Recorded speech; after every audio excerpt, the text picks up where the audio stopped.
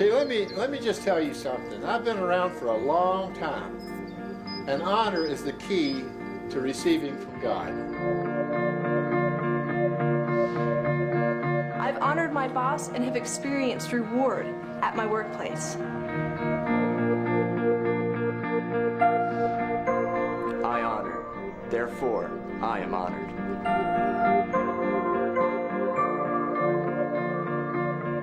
Amém, amém, amém! Bem, muito bem! Eu acho que... temos uma multidão faminta hoje aqui. Isso é maravilhoso! Ouçam, estamos muito empolgados de estar aqui. Para a gravação do currículo A Recompensa da Honra serão 12 sessões. Estamos muito felizes em começar nossa primeira sessão hoje. E temos um grupo bem faminto aqui, e eu realmente me empolgo com isso, certo?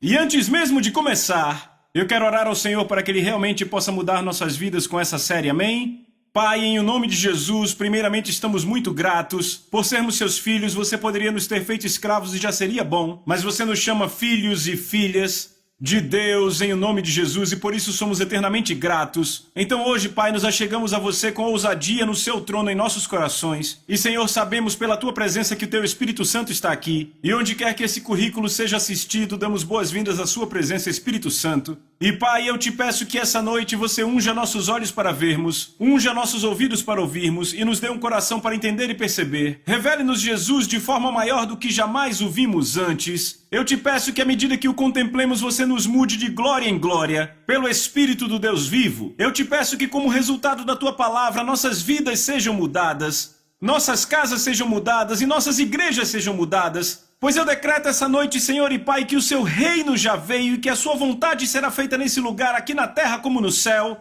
E por isso eu te dou a glória, a honra, o louvor, a ação de graças e no santo nome de Jesus, que é poderoso, majestoso, incomparável, eterno, grandioso e maravilhoso. Todos que concordam gritam... Amém! Agora agradeça a Ele mais uma vez pelo que Ele vai fazer, certo? Obrigado, Senhor! Aleluia! Amém, amém, amém, amém! Você pode sentar. Você pode sentar hoje. Eu quero que você abra sua Bíblia comigo, por favor. Vamos começar em 2 João. E se você puder, ponha um marcador no Evangelho de Marcos, capítulo 6. Sim, é uma boa ideia. Esta é a primeira sessão da Recompensa da Honra. E o título dessa sessão é Honra. Repita, honra. Certo, então eu quero ler os primeiros 3 parágrafos que eu escrevi do livro A Recompensa da Honra. Então, por favor, ouça. Honra. Uma virtude quase extinta no século XXI. Porém, ainda tem o poder de nos comover. Aquece os corações quando demonstrada em filmes. Muitos choram devido à coragem e o sacrifício. Reveja os grandes sucessos de todos os tempos e você encontrará a honra entremeada em seus roteiros. Aplaudimos romanticamente, mas onde está a honra na nossa vida diária? Ela se tornou um elemento estranho à nossa geração. Eu quero vê-la restaurada, quero ver a honra restaurada entre filhos e filhas. Ela é a chave essencial, ouçam com cuidado o que digo. Ela é a chave essencial para receber de Deus. E por esta razão o inimigo das nossas almas tenta frequentemente eliminá-la da nossa vida. Ela traz grandes recompensas, recompensas que Deus deseja que você receba. Você está prestes a embarcar em uma jornada que vai te levar ao coração de Deus. Ela vai afetar a sua vida de uma forma muito prática, muito embora seja uma análise profunda e espiritualmente revelada da palavra de Deus. Muitos não a descobrem até ser tarde na vida. Por esta razão, João apóstolo urgentemente escreve. E é aí que vamos começar em 2 João no verso 8, tem apenas um capítulo.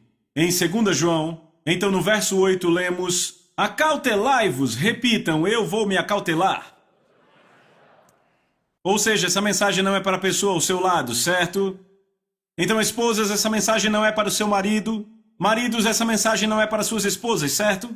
Acautelai-vos para não perderem estas coisas pelas quais trabalhamos. Veja, esta é uma declaração muito sóbria. Você pode perder aquilo pelo que trabalhou. Você ouviu o que ele disse. Veja, sabe o que é interessante? Veja, antes de eu falar sobre isso, deixa eu dizer isso. João, o apóstolo, quando ele escreve essa carta, está nos seus 90, ok? Então, ele já está bem avançado nos anos, certo?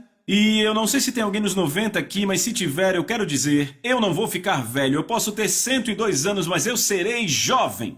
Eu acho que a idade tem muito a ver com a forma como você pensa, a forma como vive, a forma como fala. Estão comigo? E a Bíblia diz que somos renovados dia após dia pelo Espírito de Deus. Amém? Aleluia. Então vou permanecer jovem enquanto você. Amém? Então João é esse jovem com 90 anos, certo?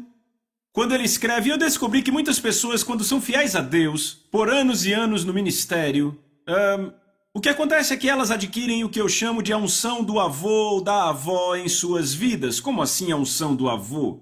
Sabe, quando alguém é fiel a Deus no ministério por anos e anos e anos, Deus põe essa unção e esse peso sobre suas vidas. E o que acontece é que elas conseguem chegar ao coração do assunto mais rápido do que outras pessoas, entendem? Às vezes você senta e fala com alguém que precisa de 5 parágrafos para uma sentença.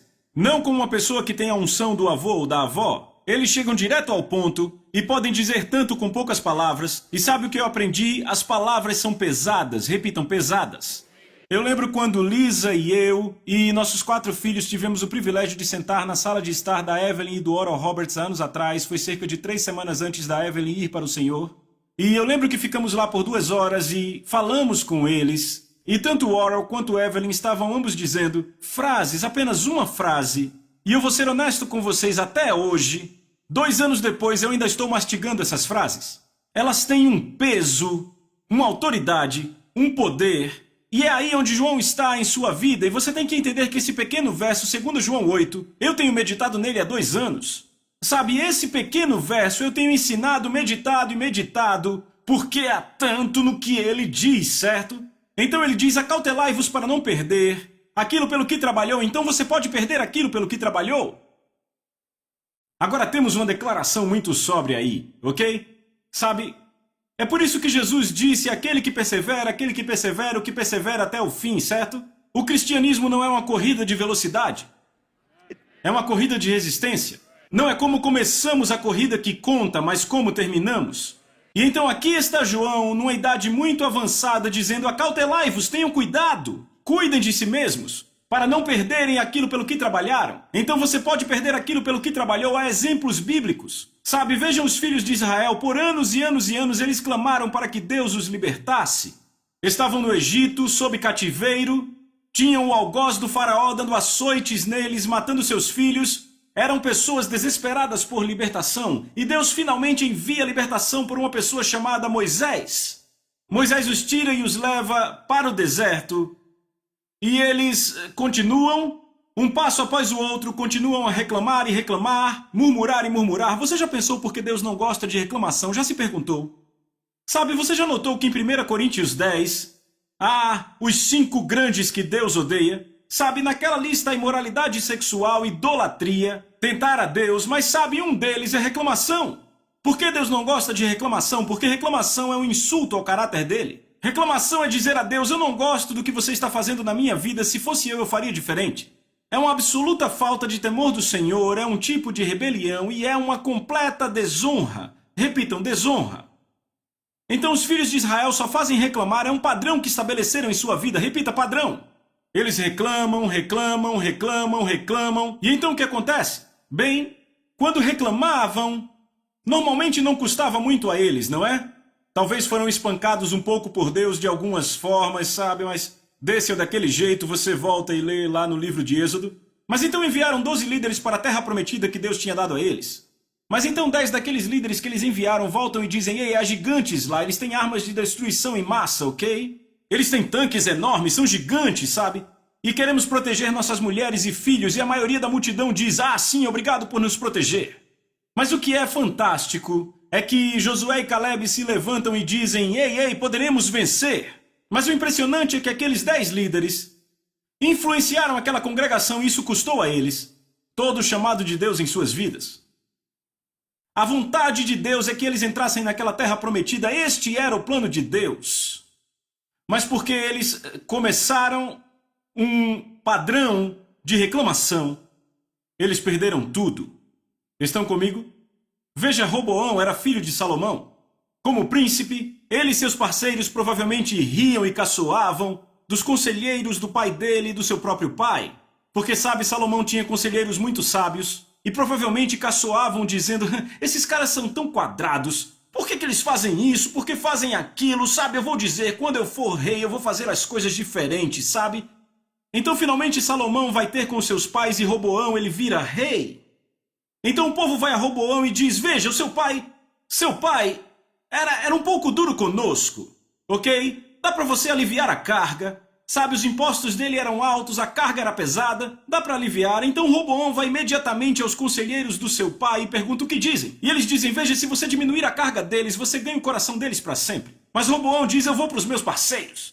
Ele vai aos seus parceiros e diz: caras, o que dizem? Ah, você tem que mostrar a eles quem é o cara agora, vamos. Você tem que mostrar que você é o rei. Então diz a eles: ah, vocês acham que meu pai era pesado? Meu dedo midinho é mais pesado que o meu pai. Certo? Então o povo volta e Roboão dá a resposta que seus parceiros deram. O que acontece? Ele perde 10 das 12 tribos de Israel. Ele perdeu tudo em um simples momento. Era um momento definidor de vida. Estão comigo? Ei, estão comigo? Era isso que João estava falando. Tenham muito cuidado para não perder o que conquistaram. A forma como você se coloca num lugar pode fazer você perder tudo o que conquistou. Entre num padrão de fazer o que é certo. Um padrão de obedecer a palavra de Deus, mesmo quando parece que não funciona para você. Mesmo quando parece não te beneficiar, ainda assim você obedece. Sabe, eu descobri que crescemos no Espírito quando obedecemos a Deus em tempos difíceis. Não quando o sol está brilhando. É nas tempestades da vida que nos recusamos a desobedecer ou pôr em risco o que a palavra diz e dizemos: certo, eu vou obedecer. Não importa o que pareça. Desenvolvemos um padrão porque, sabe, quando esses momentos definidores de vida chegam, não sabemos. Roboão não sabia que ele perderia 10 das 12 tribos de Israel. Ele não sabia que era um momento definidor da vida. Os filhos de Israel, eles não sabiam que aquilo custaria a vontade de Deus para a vida dele, eles não perceberam. Então, seu momento definidor de vida é sempre uma ocorrência da qual você não sabe. É um livro aberto, mas você não sabe quando acontece. Estão comigo? Mas se você define um padrão de obediência, você não perderá aquilo pelo que trabalhou. E é isso que o apóstolo João tenta nos dizer. Não percam aquilo pelo que trabalharam, amém? Ele continua dizendo: acautelai-vos para não perderem aquilo pelo que trabalharam, mas, repitam, mas, para que possam receber uma recompensa completa. Repitam, recompensa. Quantos sabem que Deus é um recompensador? Ah, eu acho muito pouco. Quantos sabem que Deus é um recompensador? Meu Deus, ele é um recompensador, certo? Sabe como ele se apresenta a Abraão? Como é que ele se apresenta a Abraão? Ele diz: eu sou o seu escudo, sua grandiosa recompensa. Que forma de se apresentar a alguém? Sabe, ele se apresenta assim e Abraão cai e ele levanta e ele diz: eu sou o seu escudo e sua grandiosa recompensa. Em Salmos 19:11 a Bíblia diz: em guardar as promessas da aliança de Deus há uma grande recompensa. E podemos ver outras passagens pela Bíblia de como Deus quer e deseja nos recompensar. Estão comigo? Agora eu posso dizer, como pai de 4 filhos, eu sei um pouco mais como é o coração do pai. Porque o quanto ele ama nos recompensar. Sabe, como pai, eu amo recompensar meus garotos. Sabe, eu amo olhar para o olho deles quando eles dizem: que legal, papai, depois que eu dou algo, certo? Eu amo isso, ok? Então eu creio que Deus é assim. Mas como um pai sábio, eu aprendi algo. Eu não vou recompensar os meus filhos a não ser que eles conquistem ou mereçam. Estão comigo? Por quê? Porque se você recompensar seus filhos sem que eles conquistem ou mereçam, você vai tirar deles o incentivo. E quantos sabem que incentivo é algo bom? Não é algo ruim? Estão acompanhando? Agora notem João, olhe na sua Bíblia e veja. João diz: acautelai-vos para não perderem aquilo pelo que trabalharam, mas para que possam receber uma recompensa completa. Agora repitam: uma recompensa completa. Digam de novo: recompensa completa. Eu comecei a pensar sobre isso. E comecei a pensar, sabe, para haver uma recompensa completa, o que quer dizer? Que é um cenário de recompensa parcial e há um cenário sem recompensa. Certo? Porque para João, nessa passagem, especificamente identificar uma recompensa completa, tem que haver uma recompensa parcial. Ele não está escrevendo: ei rapazes, vivam sua vida de forma que recebam uma recompensa parcial. Não é o que ele diz. Ele diz: cuidem para ter recompensa completa. Estão comigo? Agora, as palavras de João aqui se aplicam a 2 reinos na vida. Repitam: 2 reinos. O primeiro reino a que se aplica E eu estou fazendo ele primeiro porque não é a parte principal do assunto. A primeira parte ao qual se aplica é o trono do julgamento de Cristo. Então, o trono do julgamento de Cristo se encontra em 2 Coríntios capítulo 5 e em Romanos capítulo 14. É onde o apóstolo Paulo claramente mostra que nós, como crentes, vamos estar um dia diante do trono de julgamento de Cristo. E diante desse trono, seremos examinados pelo próprio Senhor para ver como vivemos esta vida como crentes. Talvez alguns possam ficar preocupados agora. Nesse trono não seremos julgados pelos nossos pecados, porque como crentes nossos pecados foram erradicados pelo sangue de Jesus, diga graças a Deus. Não, seremos julgados por como vivemos essa vida como crentes. Agora, não só toda obra que fizemos será examinada, mas cada palavra que falamos, cada pensamento que tivemos e cada motivação que nos moveu. E como resultado do exame do Senhor, porque deixa eu dizer uma coisa, a palavra julgamento simplesmente quer dizer uma decisão resultante de uma investigação. Então Jesus vai investigar nossas vidas, e como resultado da investigação ele vai tomar decisões. E a Bíblia é muito clara que as recompensas que podemos receber e as perdas que podemos sofrer se referem a tudo, ouçam isso, em qualquer lugar, desde reinar ao lado de Cristo para sempre, até ao ponto de ter tudo o que fizemos queimado. É um alcance bem grande, não é? A primeira seria recompensa completa e a última, nenhuma recompensa e tudo entre elas seria recompensa parcial. E sabe o que mais é interessante? Hebreus capítulo 6, verso 2 nos diz que esses julgamentos ou decisões que ele vai tomar sobre nossas vidas são eternos. Repitam, julgamentos eternos. Ou decisões eternas, ou seja, as decisões que ele tomar sobre nossas vidas, não haverá mudanças para elas, não haverá nenhuma variação, não haverá nenhuma emenda, permanecerão para sempre. O que isso me diz, então, é que o que eu faço com a cruz determina onde vou passar a eternidade, todos sabemos disso, céu ou inferno. No entanto, a nossa vida como crentes determina como vamos passar a eternidade. Agora, eu falo disso em profundidade no livro chamado Movido pela Eternidade.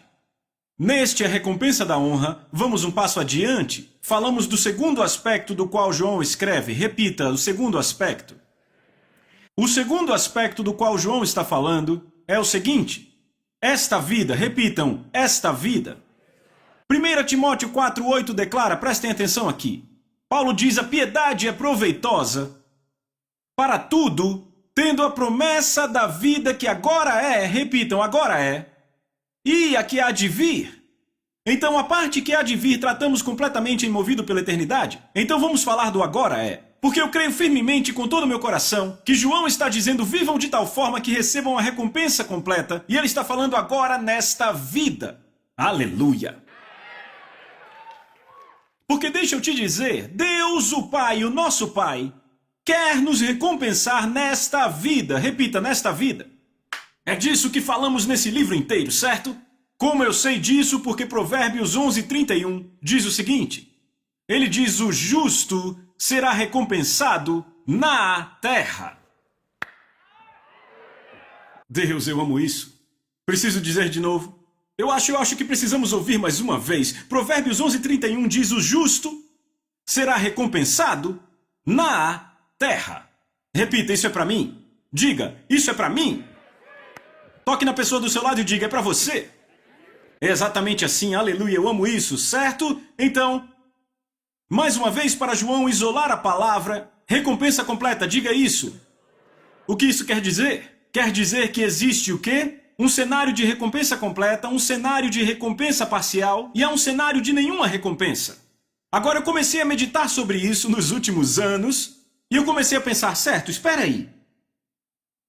Se há um cenário de recompensa completa, parcial ou nenhuma no trono do julgamento, e Deus vai recompensar também nessa vida, vai haver a mesma coisa nessa vida? Haverá pessoas nessa vida que receberão recompensa completa de Deus. Haverá pessoas que receberão recompensa parcial de Deus. Muito embora Ele queira dar a elas recompensa completa. E haverá pessoas nessa vida que não receberão recompensa de Deus, embora Ele queira que elas recebam recompensa completa. Todos repitam agora bem alto. Deus quer que eu tenha recompensa completa. E você diz, espera aí, John, como você sabe disso? Porque Deus disse, cuidem para que não percam aquilo pelo que trabalharam, mas que recebam o quê? Esse não é o apóstolo João, é o Espírito Santo, porque toda a Escritura foi dada por inspiração de Deus. Então Deus quer que você Tem a recompensa completa, repita, recompensa completa. Então eu comecei a meditar sobre isso e eu disse, peraí, ok, vamos ver se isso é realmente verdade. Comecei a meditar nos evangelhos e eu comecei a pensar, uau, peraí, houve pessoas nos evangelhos. Eu disse, alguns tiveram recompensa completa. E eu pensei em outras pessoas nos evangelhos que receberam recompensa parcial. E eu pensei em outras pessoas nos evangelhos sem recompensa. Então eu pensei, eu vou mostrar. Vá para o Evangelho de Marcos capítulo 6. Evangelho de Marcos capítulo 6. E agora vamos ver aqui pessoas que receberam recompensa completa nos evangelhos, pessoas com recompensas parciais e pessoas sem recompensa. Certo? Vamos começar no Evangelho de Marcos, capítulo 6, e vamos ler do verso 5. Se você achou, diga amém. Lemos no verso 5. Agora ele aqui é Jesus, não pôde fazer nenhuma obra poderosa lá, a não ser impor as suas mãos em alguns poucos doentes e curá-los. Você pode ler isso comigo de novo? Jesus não pôde fazer nenhuma obra poderosa lá, a não ser impor suas mãos em alguns poucos doentes e curá-los. Ele não pôde fazer obras poderosas, apenas impôs as mãos sobre alguns doentes. Talvez alguma dor de cabeça, alguma artrite ou dor nas costas. Estão comigo? Agora notem as palavras. Ele não pôde fazer nenhuma obra poderosa. Você viu isso? Agora eu comecei a ir a todas as minhas traduções e eu percebi que a tradução literal é ele não pôde fazer obras poderosas. E eu li aquilo e empurrei a minha Bíblia e fiquei, peraí, como assim? Esse é Jesus? Ok? Esse é o Messias, esse é o Filho de Deus. Embora ele andasse como filho do homem, era o Filho de Deus, ele estava cheio do Espírito Santo sem medida e ele entra numa cidade que esperava o Messias. Entenda isso, essa cidade na qual ele entra em Marcos 6, eles estão buscando o Messias, estão antecipando sua vinda e eles sabem que está na época da sua vinda. Mas isso não surpreende? Quantos sabem que está na época da segunda vinda? Levante a mão. O que nos diferencia deles? Eles sabiam que estava na época da primeira vinda. Não tenho tempo para entrar nisso. Leia na Bíblia.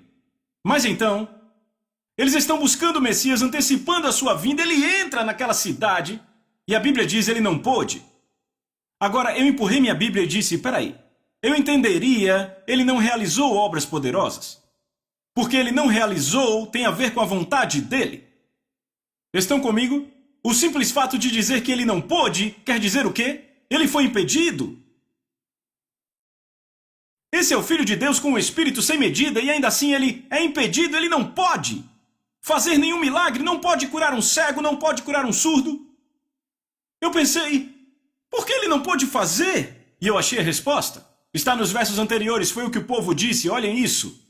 Verso 3. As pessoas se olhavam e diziam, de onde esse homem recebe essas coisas? E que sabedoria é esta que é dada a ele? E essas obras poderosas que são feitas por suas mãos, porque ele falou sobre as coisas que aconteciam em outras cidades? Este não é o carpinteiro, filho de Maria, o irmão de Tiago, José, Judas e Simão, e não vivem aqui entre nós suas irmãs? Então ficaram ofendidos com ele. Veja o verso 4. Mas Jesus disse a eles, não há profeta sem honra. Repitam, honra.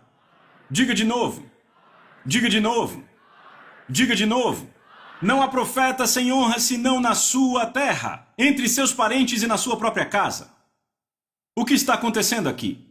Jesus entra na cidade aonde ele cresceu, certo? Eles se reúnem na sinagoga, é o sábado, certo? Quando eles estão na sinagoga no sábado, Jesus entra, pega o pergaminho de Isaías, abre-o em um determinado lugar, e ele começa a ler, o Espírito do Senhor Deus está sobre mim, porque ele me ungiu para pregar o Evangelho aos pobres, certo? Então, está no Evangelho de Lucas. Nada está fora do lugar aqui, ok? Nada muito chocante, é uma parte familiar das Escrituras para eles. Estão acompanhando? Sabe, seria como alguém na nossa igreja hoje se levantar e começar a ler as bem-aventuranças, ok? Bem-aventurados os pobres. Ou começarem a ler o Pai Nosso que estás nos céus. Ok, já sabemos o que vem a seguir. Então ele continua a ler, certo? A única pequena coisa fora do lugar é porque esse jovem homem está lendo as Escrituras ao invés dos experimentados rabis e mestres da lei, ok?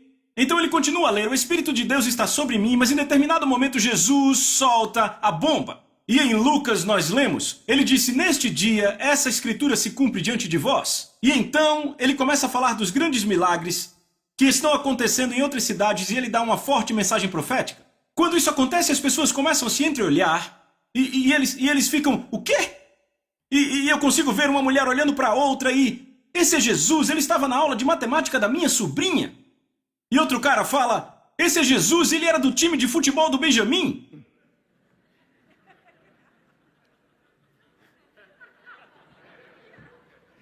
E outros, ele morava do nosso lado.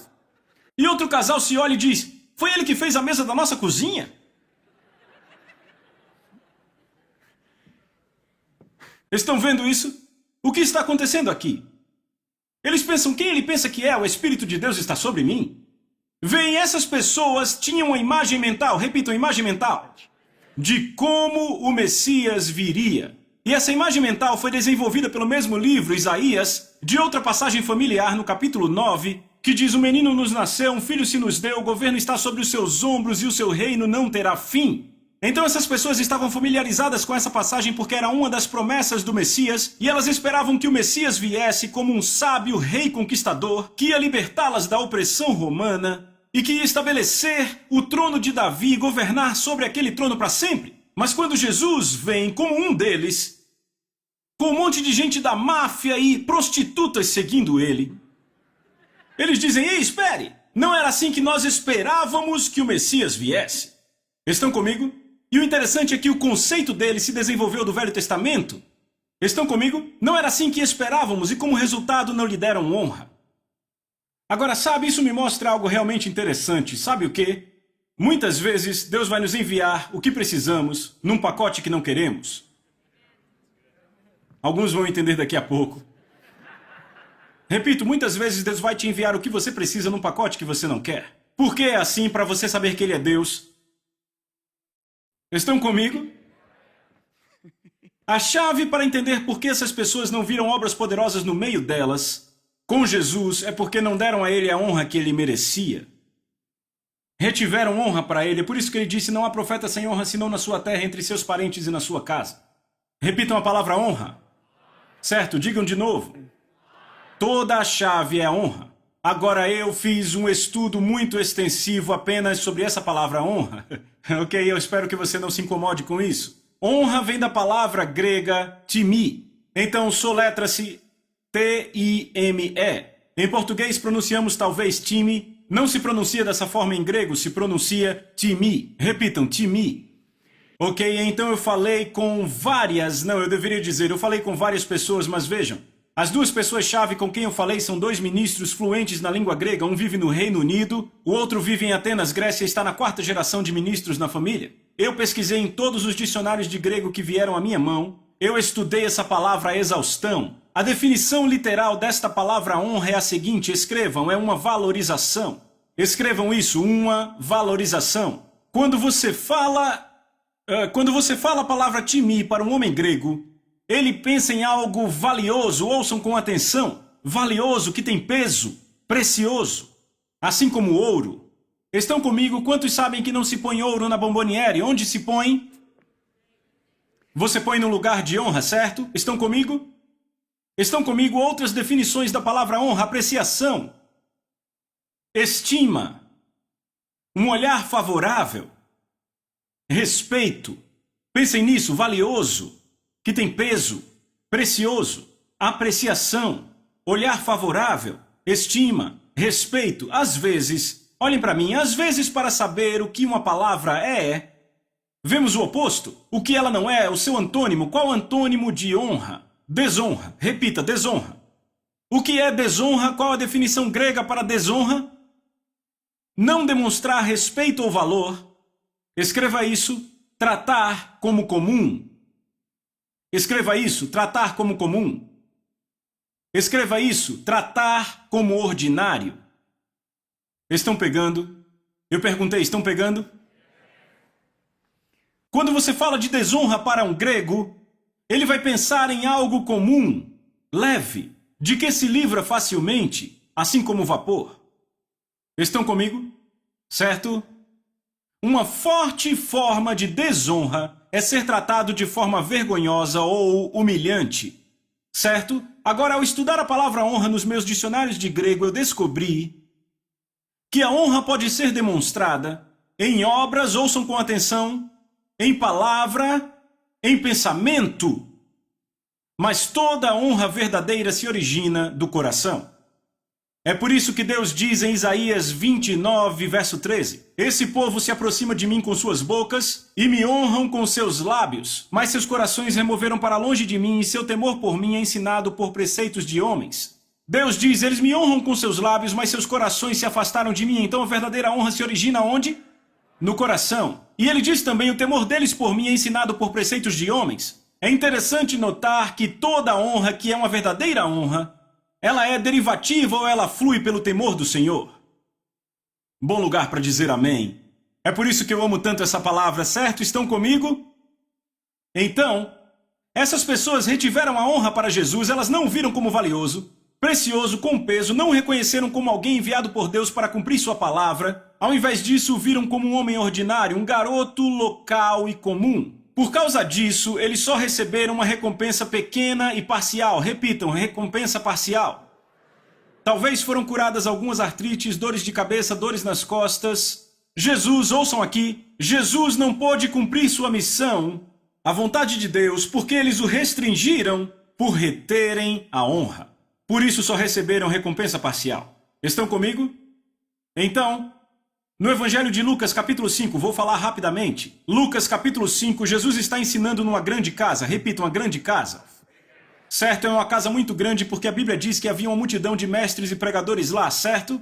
Provavelmente algumas centenas de pessoas na sala de estar daquela casa e Jesus está pregando. Estão comigo? E a Bíblia diz o seguinte, que o poder do Senhor estava lá para curar a eles. Repitam, eles. Quem são eles? Os mestres e pregadores, certo? Agora, quantos sabem que Deus não desperdiça nada? Não ouvi muitos améns, eu vou tentar de novo. Quantos sabem que Deus nunca desperdiça nada? Veja Jesus alimentando os 5.000 e os 4.000. Ele coletou toda a sobra dos peixes e dos pães, certo? Enquanto nós teríamos jogado no lixo, Jesus fez o quê? Ele coletou tudo, porque Deus não desperdiça nada, certo? Então, se o poder do Senhor estava lá, presente para curá-los, sabe o que isso quer dizer? Pelo menos um deles, e provavelmente pela minha experiência com centenas de pessoas, algumas dúzias de pessoas precisavam ser curadas ali. Certo? Se ninguém precisasse ser curado, o poder de Deus não estaria ali, porque Deus não desperdiça nada. Mas sabe o que mais? Ninguém foi curado. Não até que alguns homens chegaram com um paralítico, e tinham esse cara numa maca, carregado, e não conseguiam entrar porque havia muitos mestres e pregadores ali. Então eles vão para o telhado, afastam as telhas, eles descem o homem, e a Bíblia diz que quando Jesus viu a fé deles, ele disse, homem, os seus pecados estão perdoados. Quando Jesus fez essa declaração, a Bíblia diz que os mestres e pregadores apenas pensaram o seguinte, repitam, apenas pensaram isso. Eles não disseram nada, eles pensaram consigo mesmos, a Bíblia diz. Como assim? Ele pode perdoar pecados? Apenas Deus perdoa pecados. E sabe o que a Bíblia diz? Quando Jesus percebeu seus pensamentos. Eles não disseram nada. Deixa eu te dizer, pensamentos contam. Boa pregação, John. Amém. Eu vou ajudar alguns aqui. Quando ele percebeu seus pensamentos. Uau! O que é mais fácil dizer? Seus pecados estão perdoados ou levanta e anda? Então, para que saibam que o Filho do Homem é poderoso para perdoar pecados, ele disse ao paralítico, levanta-te e anda. Sabe o que a Bíblia diz? Que os homens se levantaram, pegaram suas coisas e foram embora. E sabe o que mais? Sabe o que mais a Bíblia diz? Os mestres e pregadores grandemente se impressionaram. Impressionados, mas sem receber nenhuma cura. Eles não tiveram recompensa nenhuma. Por quê? Porque desonraram Jesus. Apenas nos seus pensamentos. Acabamos de terminar a sessão 1. Então, na próxima semana, vamos para a sessão 2. Vejo vocês lá. Amém.